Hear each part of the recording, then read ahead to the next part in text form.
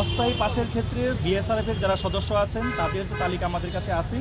এর বাহিরে যারা এখানে আমাদের সদস্য না, আপনারা এখানে কাজ করেন, প্রত্যেকেই যার যার পিআরও যারা আছেন বিভিন্ন মন্ত্রণালয়ে যে যার বিটে কাজ করেন, তাদের যে মন্ত্রণালয়ের যে পিআরও আছেন, পিআরওর সাথে যোগাযোগ করলে আপনাদের নাম এবং ঠিকানা দেওয়া হলে আপনাদের প্রতিষ্ঠানের এবং আপনার নাম, হাউজের নাম দেওয়ার পরপরই তারা অস্থায়ী পাস রেডি রাখবেন।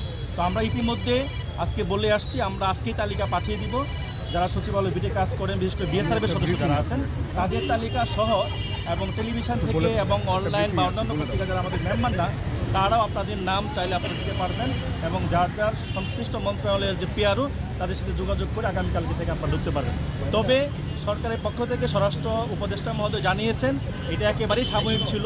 উনি চেয়েছিলেন আজকে থেকেই সে অনুমতিটা দিবেন। আজকে ঢুকার না কারণ হিসাবে উনি বললেন যে সচিবালয়ে আজকে কোনো মিডিয়া সহ সরকারি কর্মকর্তা কর্মচারী প্রায় অনেকেই আজকে যারা তাদের গাড়ি ঢুকতে পারে না, শুধু উচ্চ লেভেলের কর্মকর্তারা গাড়ি নিয়ে ঢুকছেন ভিতরে। তদন্তের আজকে তাদের যে ডকুমেন্টস আজকে 4টা পর্যন্ত তারা এখানে সিনগুলো ইনভেস্টিগেশন করে দেখবেন। সেই কারণে আজকে শুধু সাময়িকভাবে আজকে মিডিয়া সহ সকলের প্রবেশ বন্ধ ছিল, শুধু কর্মকর্তা কর্মচারী ছাড়া এবং অ্যাডভাইজার মহোদয় ছাড়া। তো ওটা উনি দুঃখ প্রকাশ করেছেন যে আমরা মিডিয়াকে বন্ধ করতে চাই না। উনি বলেছেন আমরা চাই গণমাধ্যমের যে স্বাধীনতা সেটা বহাল থাকুক, তারই আলোকে আমরা আগামীকালকে থেকে সবাই সেখানে প্রবেশ করতে পারবো।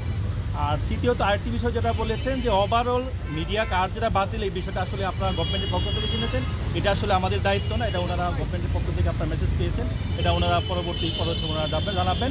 আমাদের যে মেসেজটা ছিল আমরা সচিবালয়ে যারা প্রবেশ করি তারা ঠিকমতো যেন এখানে প্রবেশ করতে পারি, সেই প্রবেশের যে সিদ্ধান্তটা আজকে উনি দিয়েছেন, আগামীকালকে থেকে আমরা প্রবেশ করতে পারবো।